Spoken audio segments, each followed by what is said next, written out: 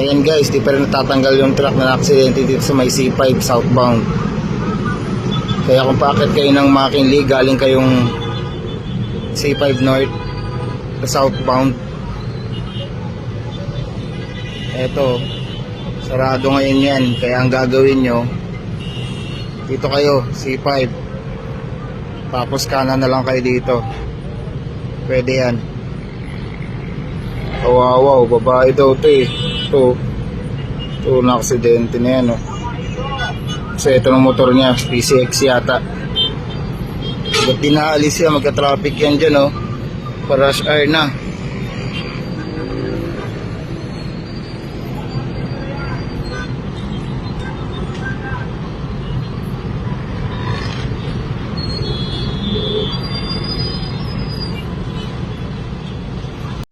Update guys, 8:50 na ng gabi, nandiyan pa rin yung truck. Nagsimula ng aksidente na yan mga 4 PM kanina.